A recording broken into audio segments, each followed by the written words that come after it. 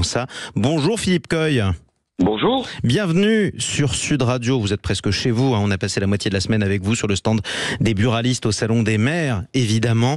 Mais aujourd'hui, Philippe Coy, en tant que président de la Confédération des buralistes, vous venez nous expliquer comment et par quel miracle on pourra bientôt acheter des cartouches de fusil dans les bureaux de tabac. C'est une nouveauté. Je ne sais pas si c'est un miracle. En tous les cas, ça sera une nouveauté pour le premier trimestre 2024. C'est une politique de bon sens, de rapprochement entre le ministère de l'Intérieur, les chasseurs et notre réseau de proximité. Vous savez, les buralistes, c'est le commerce qui est partout sur le territoire, essentiellement en ruralité. Et nous avons répondu naturellement à ce besoin dans les territoires pour rapprocher les chasseurs de leurs produits. Et nous aurons à cœur de faire ce service de nouveau. Alors, petite question quand même, parce que là où j'ai grandi, il y a toujours une armurerie, il y en a toujours eu. Alors il y en a moins que des bureaux de tabac, bien entendu, mais est-ce que les armuriers vous reprochent pas de leur faire un peu de concurrence ?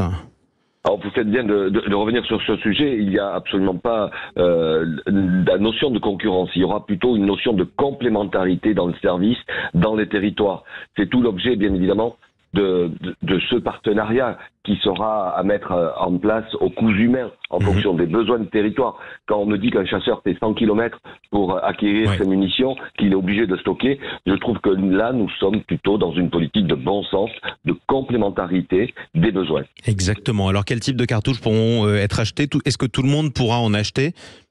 Alors bien sûr que non, ce sera uniquement les munitions de chasse et pour pouvoir accéder à l'achat de ces munitions de chasse, il faudra prouver son intégration au SIA, au service d'enregistrement des armes, avoir son permis de chasse à jour. Il y a toute une procédure, ce qui fait que les confrères buralistes qui seront volontaires pour exercer cette vente suivront au préalable une formation validante et qualifiante. Oui, exactement. Ça va être une tâche en plus. Alors une nouvelle corde à votre arc. Tiens, sans mauvais jeu de mots, mais c'est en tout cas intéressant d'en parler. Est-ce que ça demande beaucoup de travail et de formation que de vendre des choses complètement différentes qui passent du timbre au timbre fiscal en passant par les jeux de hasard pour certains, les cartouches de cigarettes et puis le café?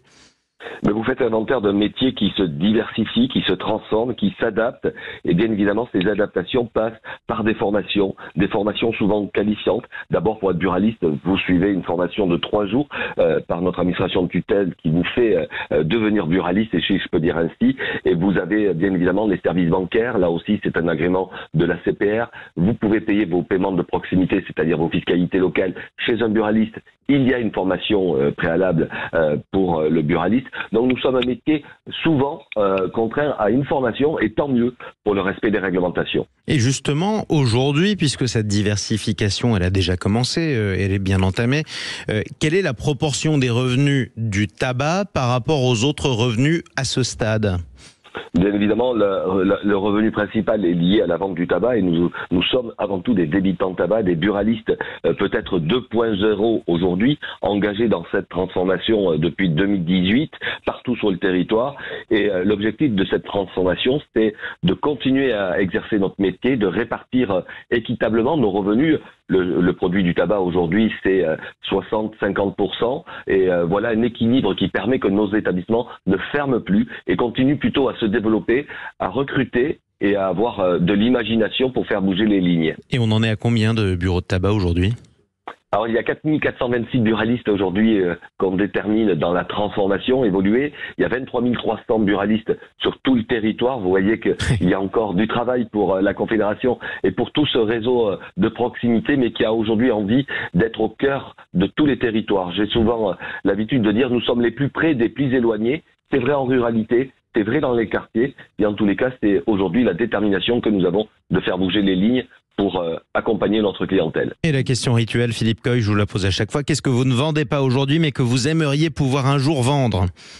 Écoutez, c'est une très bonne question, et comme d'habitude, j'ai pas la réponse parce que notre audace, elle est tous les jours présente. Vous l'avez vu au Salon des maires, nous étions auprès des élus locaux pour leur présenter un DAB, un distributeur d'argent qu'on peut installer chez les buralistes. Nous sommes souvent relais poste, nous sommes aussi relais banque avec Nickel. Vous avez toute une multitude d'offres, de produits locaux.